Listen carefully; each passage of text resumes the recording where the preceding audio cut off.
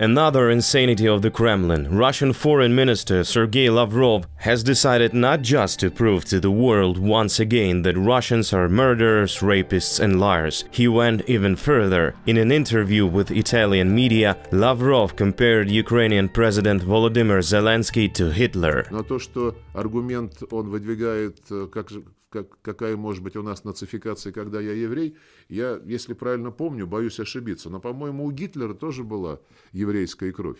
Это абсолютно ничего не значит. И мы уже давно слышали мудрый еврейский народ, который говорит, что самые ярые антисемиты, как правило, евреи.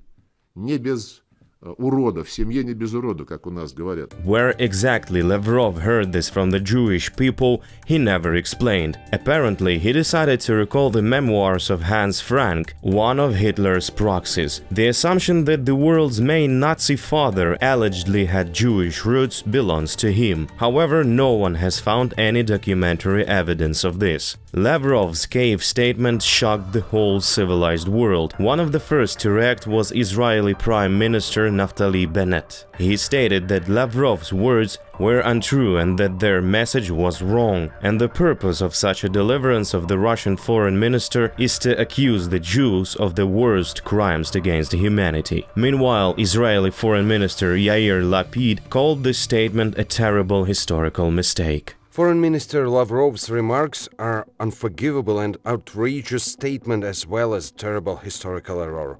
Jews didn't kill themselves during the Holocaust. The lowest level of racism against Jews is to accuse the Jews themselves of anti-Semitism. So according to Lapid, Lavrov is a racist. The Russian Foreign Ministry, of course, could not ignore such a message. On the same day, in their own style, they accused the Jews of supporting the mythical Nazi regime in Ukraine. We drew attention to the anti-historical statements of the head of the Israeli Foreign Ministry, which largely explained the course of the current Israeli government to support the neo-Nazi regime in Kyiv. The Russians call the Jews Nazis. That means Russia, not having its own history, wants to rewrite the history of others. What's more, to lie to the whole world again. But the main goal, as always, is to convey their truth to the Russians. Those who like to steal toilets and those who ask their husbands to rape Ukrainian women. The statement from Foreign Minister Lavrov, it was the lowest form of racism. It was the lowest form of propaganda. It was the lowest form of insidious lies.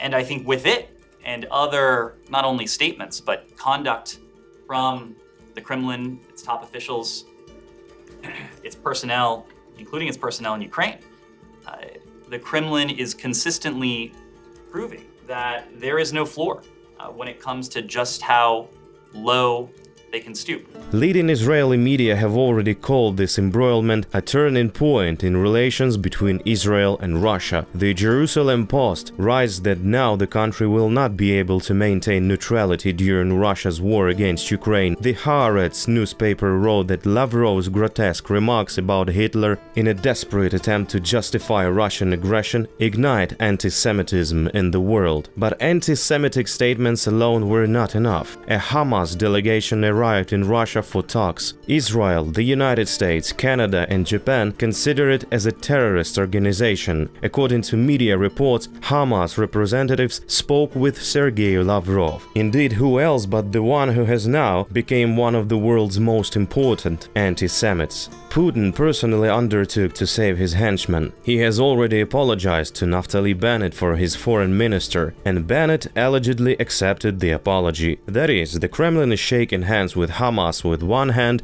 and Israel with the other. Prior to Lavrov's antics, the Israeli Prime Minister was cautious about Russia's invasion of Ukraine. He even tried to organize talks between Zelensky and Putin. But how will Jerusalem behave now, knowing that the Kremlin is ready to do and its desire to destroy Ukraine and change the world order? After all, now Israel obviously also understands who the real Nazi is.